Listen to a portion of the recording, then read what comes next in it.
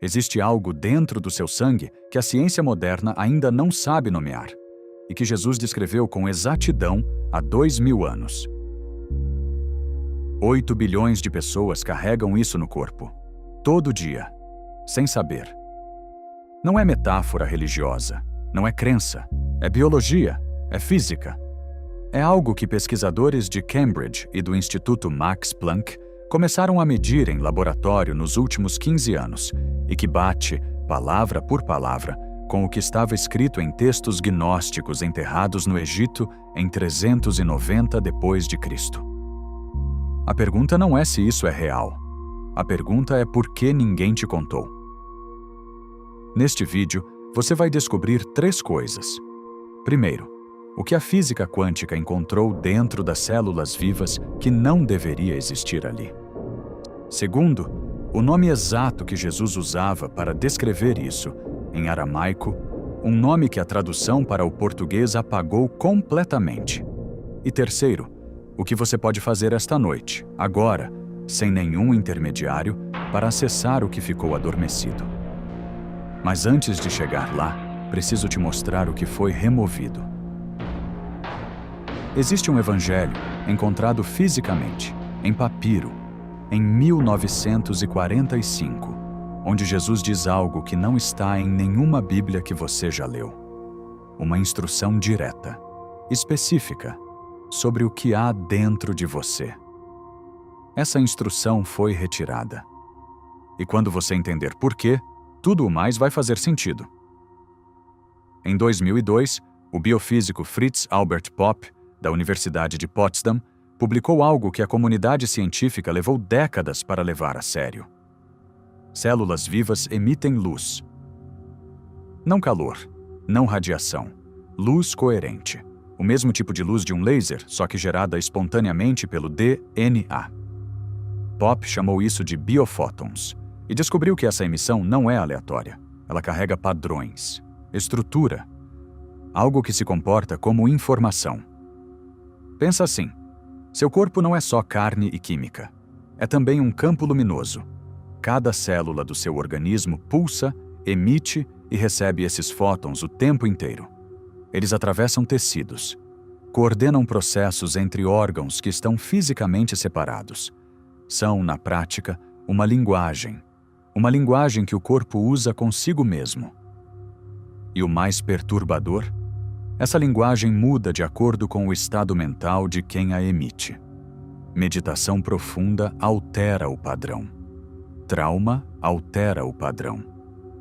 Oração, segundo 3 estudos independentes publicados entre 2010 e 2018, altera o padrão de forma mensurável. E não para por aí. Em 2017, o Institut für Grenzgebiete der Psychologie, na Alemanha, conduziu um experimento com participantes em estados meditativos profundos. Mediram a emissão de biofótons antes, durante e depois de sessões de meditação contemplativa. A coerência, a organização interna dessa luz, aumentou em até 40% durante os estados mais profundos. 40%. Em tecido vivo. Medido com equipamento de laboratório. Isso não é espiritualidade, é espectroscopia. Mas aqui está o que me parou quando li sobre isso pela primeira vez. Se essa luz interna existe, se ela carrega informação, se ela responde à consciência, então o que era esse conhecimento antes da ciência ter instrumentos para medi-lo? A resposta está em textos escritos quase 2000 anos antes de Popp nascer. Os antigos não tinham espectrômetros, mas tinham outra coisa. Veja bem o que isso significa. Não estamos falando de coincidência poética. Estamos falando de 2 sistemas de observação completamente diferentes, separados por 2 milênios, chegando à mesma descrição do mesmo fenômeno. Luz, interna, coerente. Responsiva à consciência. Em 1945, um camponês egípcio chamado Muhammad Ali al-Saman estava cavando próximo à cidade de Nag Hammadi, no Alto Egito, quando sua enxada bateu em algo duro. Era uma jarra de barro, lacrada. Dentro, 13 códices de papiro. 45 textos. Escritos em copta, baseados em originais gregos do século I e II. Um desses textos é o Evangelho de Tomé. E no dito 77, Jesus diz algo que não existe em nenhuma Bíblia canônica. Ele usa uma palavra em grego, phos, luz. Quando a tradução para o português diz luz, você pensa numa metáfora espiritual, algo abstrato. Mas em grego antigo, phos não é metáfora. É física. Os filósofos neoplatônicos do século II usavam phos para descrever o que hoje chamaríamos de campo de energia, algo que permeia a matéria, que é anterior à matéria, e que a matéria reflete. E no sistema gnóstico, esse phos não está fora do ser humano. Está dentro, especificamente dentro do corpo físico, aprisionado na carne, adormecido. A palavra gnóstica para isso é spintir, a centelha. Uma fagulha de luz que caiu do pleroma, da plenitude divina, e ficou presa na matéria durante a criação. Percebe o que está acontecendo aqui? Pope, em 2002, mede luz coerente dentro do DNA. Diz que ela carrega informação. Diz que responde à consciência. Os gnósticos do século II descrevem uma fagulha de luz aprisionada na carne. Dizem que ela carrega a memória do divino. Dizem que pode ser despertada. 2 sistemas, 2 milênios de diferença. A mesma coisa. Isso não é coincidência. E o Evangelho de Tomé não estava sozinho nessa descrição. Na cabala judaica, tradição anterior ao próprio Jesus, existe o conceito de Neshama, a camada mais profunda da alma humana. Não o ego, não a personalidade. A parte que é, literalmente, uma fagulha da luz divina, presa temporariamente num corpo. E no Zohar, o texto cabalístico do século XIII, está escrito: a alma do ser humano é uma lâmpada de Deus, e o corpo é o vidro através do qual ela brilha. Isso está no próprio Antigo Testamento. Provérbios, capítulo 20, versículo 27. O versículo que a maioria dos leitores passa sem parar. Então temos isso. A física quântica mede luz coerente dentro do DNA. O Evangelho de Tomé descreve uma centelha de luz dentro do corpo. A cabala descreve uma lâmpada de Deus dentro do ser humano. O próprio Antigo Testamento usa a mesma metáfora. Se todas essas fontes independentes, separadas por séculos e oceanos, descrevem a mesma coisa com as mesmas palavras, por que você nunca aprendeu isso numa catequese? Numa aula de religião? Num culto? Essa pergunta tem uma resposta. E ela não é agradável. No ano 325 d.C., o imperador Constantino convocou o Concílio de Nicéia. O objetivo oficial era resolver disputas doutrinárias. O objetivo real era outro: consolidar uma versão única do cristianismo que pudesse funcionar como estrutura do Estado romano. Textos que apresentavam Jesus ensinando o acesso direto à centelha interior, sem sacerdote, sem ritual, sem intermediário, eram incompatíveis com essa estrutura. Um sistema político precisa de mediadores, de hierarquia, de dependência. Um ser humano que acredita carregar luz divina dentro de si não precisa de nenhum desses. Esse era o problema. Entre 325 e 400 depois de Cristo, textos gnósticos foram sendo sistematicamente excluídos, queimados ou enterrados. Não por ignorância.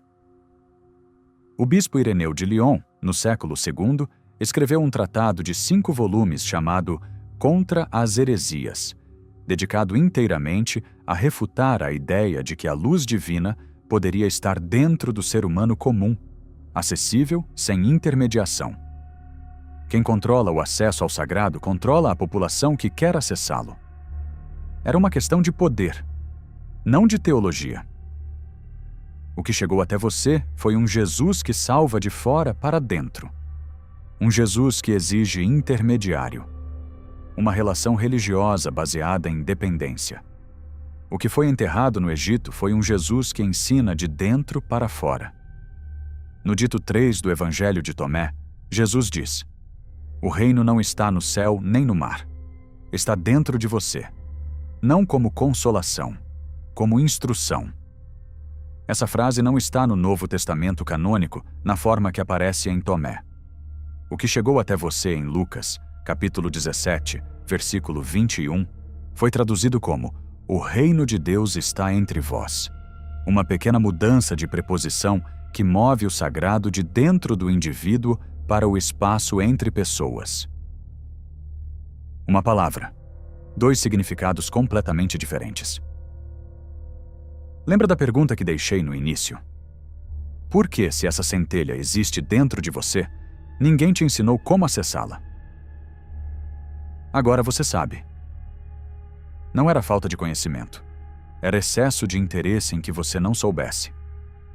Um ser humano que sabe que carrega luz divina dentro de si, que pode acessar isso diretamente, sozinho, esta noite, não precisa de nenhuma instituição para intermediar sua relação com o sagrado. E foi exatamente isso que eles não puderam deixar que você descobrisse. Mas aqui está o que falhou no plano.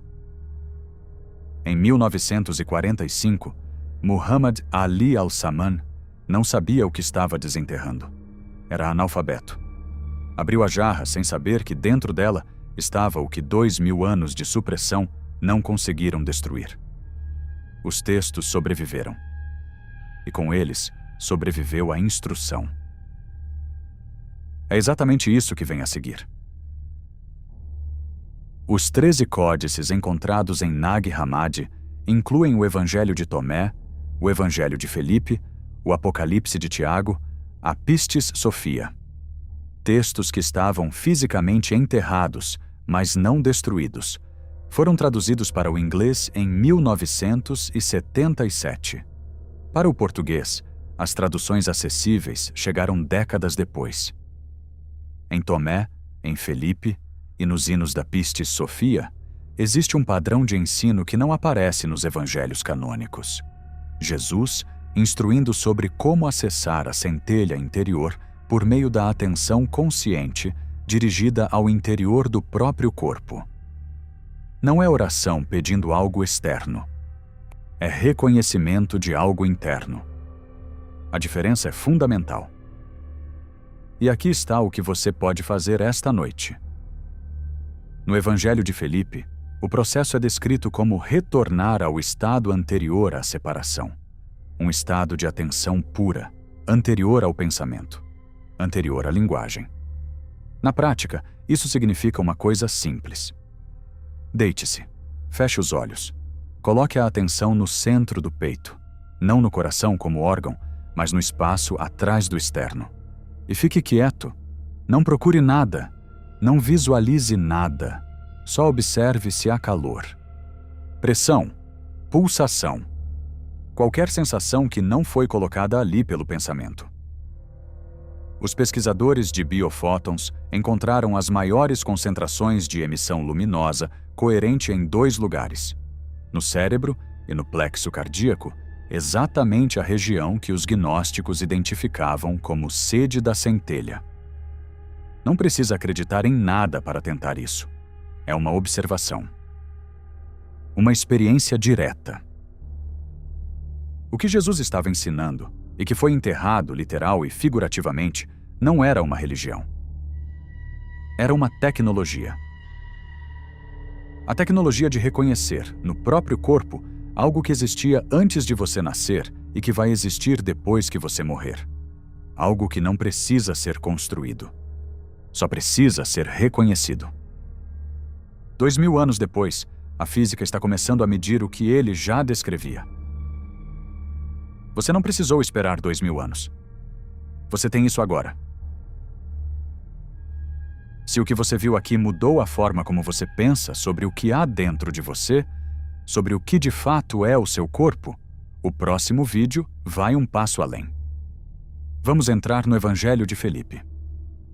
Num ensinamento específico sobre o que os gnósticos chamavam de câmara nupcial, e que, quando decodificado, descreve um estado de consciência que pesquisadores de neurociência hoje associam à coerência cerebral máxima. O título já está no canal. Eu te vejo lá.